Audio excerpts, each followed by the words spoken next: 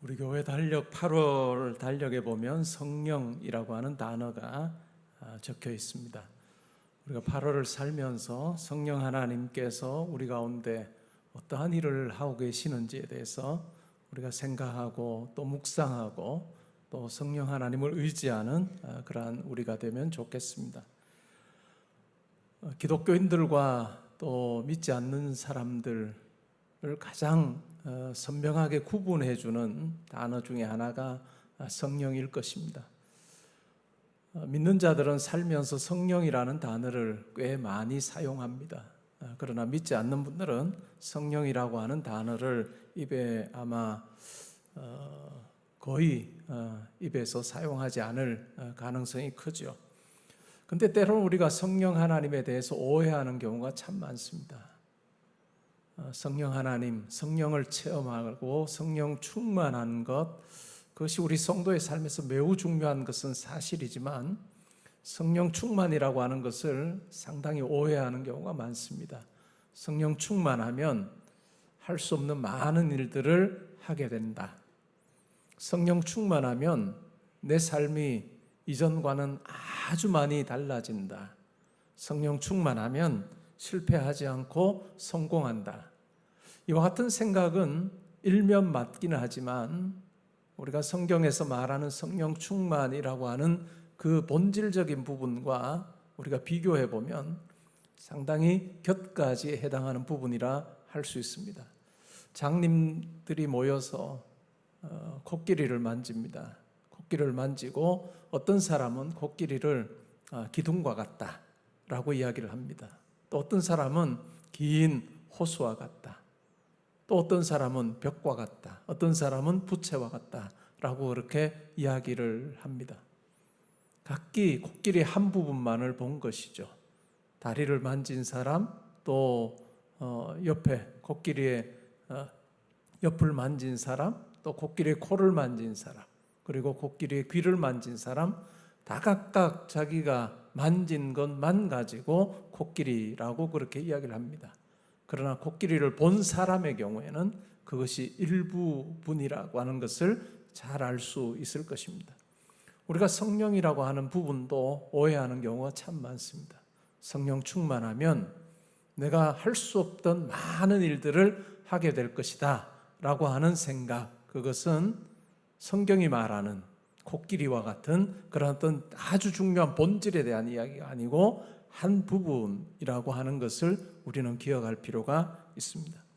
오늘 바울 사도는 고린도전서 2장에서 하나님의 지혜에 대해서 이야기를 합니다. 이 하나님의 지혜는 예수 그리스도의 십자가라고 그렇게 분명하게 이야기를 하죠. 하나님의 지혜와 하나님의 능력이 나타난 것이 있는데 그것이 바로 예수 그리스도의 십자가다라고 이야기를 합니다. 이 예수 그리스도의 십자가는 당시에 많은 헬라인들에게는 미련한 것처럼 보였습니다. 그리고 많은 유대인들에게는 걸려 넘어지게 하는 것이라고 생각되었던 것입니다. 왜냐하면 이 헬라인들은 지혜를 구했습니다. 그리고 유대인들은 표적을 구했습니다. 지혜를 구하는 헬라인들의 입장에서 볼 때 십자가에 달려 죽은 그 예수를 통해서 구원을 받고 또 영생을 누리게 된다는 것은 아주 미련한 이야기였습니다. 유대인들은 메시아의 표적을 구했습니다. 압제 가운데 있던 그들을 구원해주고 건져낼 아주 강력한 힘을 가진 같은 메시아를 기대했고 메시아로서의 표적을 구했습니다. 예수님에게도 그와 같은 표적을 구했습니다. 그러나 예수님께서 결국 유대인들에게 보여주셨던 것이 있다면 그것은 바로 십자가에서의 죽음이었습니다. 이렇게 미련해 보이고 또 걸려 넘어지게 하는 이 십자가에 대해서 바울은 자랑한다라고 이야기합니다. 그리고 우리가 내세울 것은 이것밖에 없다라고 이야기를 하고 있습니다. 이러한 측면에서 성령이라고 하는 것을 우리는 이해할 필요가 있습니다. 성령 하나님께서 이 땅에 오셔서 하신 중요한 일이 있다면 그것은 우리를 부유하게 하는 것도 아닙니다. 우리를 건강하게 하는 것도 아닙니다. 우리를 만사형통하게 하는 것도 아니라 우리로 하여금 예수 그리스도의 십자가 그것이 믿어지게 하시고 그것이 가지는 의미를 깨닫게 하시는 그 같은 일을 행하시는 것, 그것이 바로 성령 하나님의 역사하심입니다. 우리가 신약 성경 어디를 펴든지 간에 성령께서 하시는 일을 이야기할 때 가장 중요하게 말하는 부분이 바로 이 이야기입니다. 우리로 하여금 예수 그리스도의 십자가가 믿어지게 하시고 그 정신이 무엇인지 우리로 하여금 깨닫게 하시는 일, 그것이 바로 성령이 하시는 일이다라고 하는 것입니다. 이것은 세상의 지혜와는 너무나도 다른 것입니다. 세상의 지혜는 어떤 것일까요? 그 당시에 로마 사람들이 추구했던 그와 같은 지혜도 보면 기쁨이기도 했고 쾌락이기도 했고 이 세상을 살면서 그들이 누릴 수 있는 많은 것들에 대한 이야기, 그것이 바로 그 당시의 지혜였습니다. 그것이 세상의 지혜입니다. 오늘날도 마찬가지 아닙니까? 오늘날 여러분들이 믿지 않는 분들과 대화를 할 때 어떤 이야기가 주로 나옵니까? 건강 이야기 많이 나올 겁니다. 한 40, 50대만 돼도 건강 이야기, 만났다 하면 무슨 약 먹냐, 건강 이야기 합니다. 좋은 음식 이야기 합니다. 이것이 세상의 지혜입니다. 어떻게 하면 잘 살 것이냐라고 하는 이야기를 합니다. 이것이 세상의 지혜입니다. 세상이 바라는 것입니다. 그런데 우리 성도에게 이것이 전부가 되어서는 안 될 것입니다. 건강을 놓고 한번 이야기를 해보죠. 여러분, 건강하게 사는 것 참 중요합니다. 그리고 그러기 위해서 우리의 삶을 잘 정돈하는 것 매우 중요하죠. 규칙적으로 운동하는 것 중요하고 음식을 잘 가려서 먹는 것도 중요합니다. 잠을 잘 자는 것도 중요하지요. 그러나 이 세상으로 의미가 있는 것, 건강이라고 하는 것은 그것으로 끝나는 것입니다.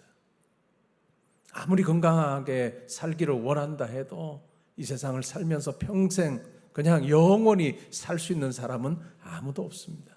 건강을 아무리 챙기며 살아도 언젠가는 이 세상을 떠나는 것이 사실입니다. 이것이 우리에게 보여지는 현실입니다. 우리 모두 다는 다 죽음을 경험하게 됩니다. 이 죽음 앞에서 내가 어떠한 모습으로 살 건가 라고 하는 고민을 우리로 하여금 하게 합니다. 그 중에 잘 선택한 것이 아마 건강일 것입니다. 내가 주어진 인생 내 마음대로 살지 않고 건강하게 살면 좋겠다 하는 좋은 선택인 것 같습니다. 그러나 거기까지가 끝입니다. 이 세상에 태어난 모든 사람은 죽습니다. 건강하게 살다가 죽어도 죽고 병들어 살다가 죽어도 죽습니다. 그러나 중요한 것은 죽음 이후의 일에 대해서, 죽음 이후에 대해서 나는 과연 준비된 자로 사는가라고 하는 그것이 중요할 것입니다. 오늘 바울이 이야기하고 있는 이 십자가, 하나님의 지혜와 하나님의 능력이라고 하는 것은 이 죽음 이후의 일에 대해서 이야기를 해주고 있습니다.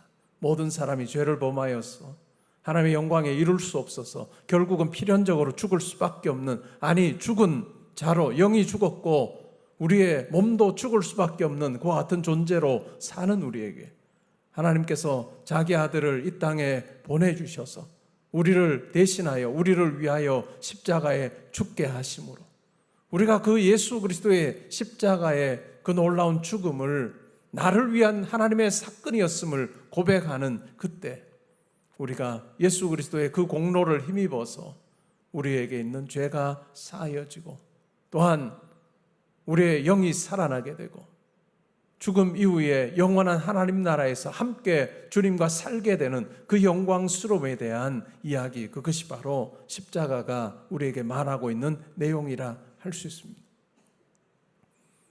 여러분, 우리의 삶에서 항상 기억해야 할 것은 내가 이 십자가를 붙들고 살고 있는가라고 하는 것입니다. 성령 충만하다라고 하는 것은 내가 십자가로 말미암아서 이 세상뿐만 아니라 이 세상 너머의 그 삶에 대한 확신을 내가 가지고 살게 되었다. 하나님께서 나에게 베푸르신 은혜와 사랑을 나는 붙들고 있는 자다라고 하는 것을 내가 알고 있느냐라고 하는 것입니다. 여러분, 성령 충만해도 실패합니다. 성령 충만해도 가난하게 살 수 있습니다. 성령 충만해도 부자 되지 않고 성령 충만해도 병들 수 있습니다. 이것이 성경이 말하는 진리입니다. 그러면 성령 충만함이 뭘까요? 성령 충만한데 병든 것이 어떤 의미가 있을까요? 성령 충만한데 가난하게 사는 것이 어떤 의미가 있을까요? 가난하게 살며 병들며 실패한 그 자리에서도 하나님께서 나에게 허락하신 그 십자가의 은혜가 사라지지 않음을 항상 기억하는 것입니다. 이것이 성경이 말하는 신앙생활입니다. 내 삶이 허무해지고 내 삶이 이제는 할 수 없는 것들이 더 많아지는 그 시기를 살면서 옛날이요, 그때가 좋았다라고 그때를 회상하며 그때만을 기억하면서 내 현실이 그와 같지 않음을 한탄하는 그와 같은 삶이 우리에게 주어지는 삶이 아니라 할 수 없는 것들이 더 많아지는 그 시기에도 여전히 하나님께서 나에게 은혜 베풀어 주시고 또 나를 붙들어 주시고 나를 버리지 아니하시는 그 하나님을 의지하면서 연약한 자리에서 하나님의 뜻 앞에 내가 얼마나 존귀한 자로 부름받았는지를 알고 그 자리에서도 낙심하지 아니하는 자로 사는 것, 그것이 바로 하나님께서 우리 성도에게 기대하시는 모습이다라고 바울 사도는 이야기하고 있습니다. 우리는 성도로 살면서 때로는 이 성령 충만이라고 하는 것의 일부만을 붙들고 우리가 나아가는 경우가 많습니다. 여러분, 실패할 수 있습니다. 여러분, 원하는 건 안 될 수 있습니다. 이것이 우리의 현실입니다. 그리고 그와 같은 세상 속에 우리가 살고 있습니다. 그러나 중요한 것은 믿지 않는 자들도 똑같이 실패하는 그 자리에서 나는 어떤 방식으로 나에게 주어진 이 현실을 헤쳐나가고 있는가라고 하는 것입니다. 다 절망하고 불평하고 원망하고 자기의 삶을 저주하는 그 상황에서 나는 어떠한 모습으로 내 삶을 꾸려가고 있는가? 하나님께서 내 삶 가운데 함께 하심을 의심하지 않고 날마다 나에게 공급해 주시는 그 하나님의 은혜, 하나님의 지혜를 내가 붙들고 내가 얼마나 천국 백성답게 잘 살고 있는가라고 하는 것을 우리가 보여주는 것, 그것입니다. 기독교가 세상과 타협할 때 일어나는 것이 영웅주의입니다. 영웅을 기대하고 내가 영웅이 되기를 원하는 그런 모습으로 살 때가 많습니다. 사업하면 대박 나야 되고, 공부하면 제일 좋은 학교 가야 되고, 모든 일 손대기만 하면 다 잘 돼야 된다라고 하는 그 생각이 때로는 일면 괜찮은 것 같으나, 그러나 세속주의라고 하는 것과 번영주의라고 하는 것과 손잡을 때 일어나는 현상입니다. 영웅처럼 살지 못하는 신앙인으로서의 자기를 보며 패배감, 자괴감을 가질 수밖에 없는 그와 같은 세상의 풍조, 신앙의 원리가 지배하는 경우가 참 많습니다. 하나님은 우리로 하여금 영웅이 되기를 원치 않으십니다. 영웅이 되기를 원하는 것이 아니라 내 속에 일어난 많은 기적과 같은 영웅 이야기를 사람들에게 들려주는 것이 아니라 하루하루 매일의 삶에서 넘어지고 쓰러질 수밖에 없는 그 상황에 내가 처해 있지만 그런 상황 가운데서 하나님을 의지함으로 영원에 대한, 영생에 대한 소망 가지고 내가 넉넉히 나에게 주어진 이 현실을 이겨내는 그러한 모습, 그 속에서 내가 이야기하는 그와 같은 말, 그것을 내 바로 옆에서 똑같이 쓰러지고 힘들어하고 아파하는 그 사람들에게 이야기해 주는 것, 그것이 바로 우리의 삶일 것입니다. 예수 믿으면 만사 형통한다, 그런 일 없습니다. 세상적으로 볼 때 그런 일 없습니다. 예수 믿으면 노화 방지, 그런 일도 없습니다. 예수 믿으면 죽을 때까지 팔팔하게 살다가 세상 떠난다, 그런 일도 없습니다. 절대로 그런 일 없습니다. 그러나 중요한 것이 있다면 우리의 인생에서 정말 굴곡이 많은 우리의 삶에서 성공할 때도 있고 실패할 때도 있고 잘 될 때도 있고 안 될 때도 있고 건강할 때도 있고 병들 때도 있고 좋은 말 할 때도 있고 헛소리 할 때도 있는 정말 다양한 삶의 자리에서 나를 놓지 않으시는 하나님을 내가 신뢰하며 다 벌벌 떠는 그 상황에서도 하나님께서 나를 붙들어 주시니 내가 오늘도 살고 있다라고 하는 그 고백 가지고 하나님 앞에 살 수 있는 그것이 바로 우리 신앙인에게 기대하시는 모습이라 할 수 있을 것입니다. 그것을 분명히 깨닫게 하시는 분이 바로 성령 하나님입니다. 사랑하는 성도 여러분, 여러분의 삶의 자리에서 여러분의 형편이 어떠하든지 간에 세상의 가치 따라서 어깨에 힘주지 않고 그 가운데서 겸손할 수 있고 또 여러분들의 삶에서 아주 힘든 상황 가운데 있다 할지라도 절망하거나 자폭하거나 자기를 정죄하지 아니하고 담대하게 나의 흔들림에도 불구하고 흔들리지 않고 나를 붙들어 주시는 그 하나님을 의지하는 여러분 될 수 있기를 바랍니다. 때로는 실패하고 하나님을 위해서 때로는 열심내어 뭔가를 해보려고 하는 그 상황에서도 나에게 주어진 것이 현실적으로 내가 기대한 것이 아니라 할지라도 낙심하지 않으면 좋겠습니다. 또한 때로는 여러분의 생각이 이 세상의 가치로 가득하여서 이 세상의 성공을 추구하고 이 세상의 기쁨을 추구하고 이 세상의 쾌락을 추구했던 그 삶을 살았다가 깨달아 돌아올 때 마치 탕자처럼 깨달아 돌아올 때 나를 아버지의 집에 품꾼으로 써주십시오 라고 하는 그 마음으로 하나님께로 나아갈 때 그래 너 나의 품꾼이야 라고 이야기하지 않으시고 너 나 아들이야 너 나의 딸이야 라고 말씀하시는 그 하나님 아버지 그 하나님 아버지를 우리가 기억하면서 하나님과 인생의 마지막 호흡하는 그 순간까지 우리가 함께 동행하는 그러한 삶을 살면 좋겠습니다. 이것이 세상의 영을 받은 자가 아닌 하나님의 영에 사로잡힌 자 하나님의 속까지 다 통달하는 하나님의 영 가운데 걸어가는 자의 삶이라 할 수 있습니다. 그러기에 여러분 하루하루가 여러분의 하루하루가 성공이 없는 그 하루하루가 하나님과 동행하는 시간이 될 수 있고 때로는 역설적으로 실패하고 병들고 아프고 아무런 소망이 없는 그 자리가 성령 충만한 자리가 될 수 있는 기회가 그것을 여러분 잊지 않고 여러분에게 주어진 하루를 날려버리지 아니하는 세상의 영을 받은 자답게 겉모습만 보면서 그것으로 여러분의 삶을 평가하지 않고 변함없이 우리에게 그리스도의 십자가의 사랑으로 대하시는 하나님 의지하며 나아가는 여러분 되실 수 있기를 주님의 이름으로 축원합니다. 우리 함께 기도하시겠습니다. 하나님 아버지, 저희가 신앙생활하면서 때로는 성경을 덮어놓고 믿습니다.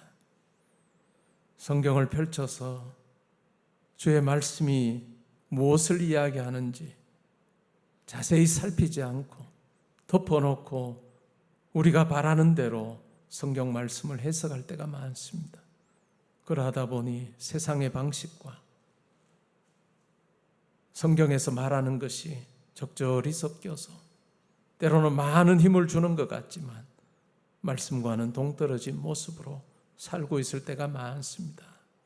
하나님, 예수를 믿었지만 여전히 실패하고 예수를 믿었지만 병들고 예수를 믿었지만 가난하고 예수를 믿었지만 관계에 깨어지는 것을 경험하는 그러한 현실 속에 우리가 살아갑니다.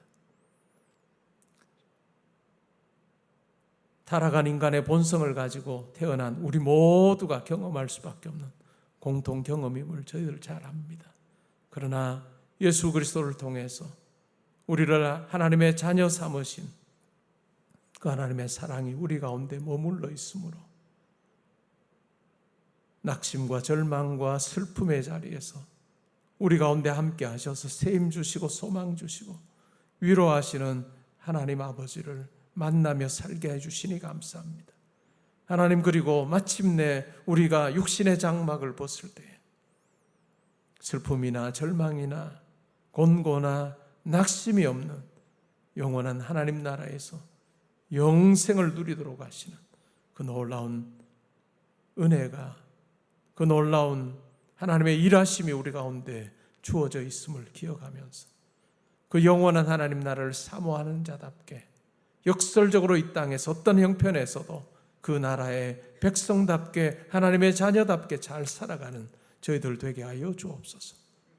우리가 아무리 많은 것을 가져도 우쭐대지 않게 하시고 우리가 많은 것을 잃어도 불평하거나 원망하거나 모든 것을 잃은 자라고 그렇게 힘들어하지 아니하는 우리에게 있어서 물질이나 건강이나 여러 가지 것들은 하나님의 사랑에 십자가에 비교할 때 1%도 되지 않는 것 가지고 우리의 삶이 이렇다 저렇다 말하지 아니하고 본질적인 은혜가 우리 가운데 머물러 있으므로 담대하게 주의 백성답게 살아가는 저희들 되게 하여 주옵소서. 이번 8월 한 달 그러한 모습으로 살게 하시고 우리의 나머지의 삶도 그러한 모습으로 살다가 아버지 앞에 영광스럽게 서는 저희 모두 되게 하여 주옵소서. 감사드리며 예수님의 이름으로 기도합니다. 아멘.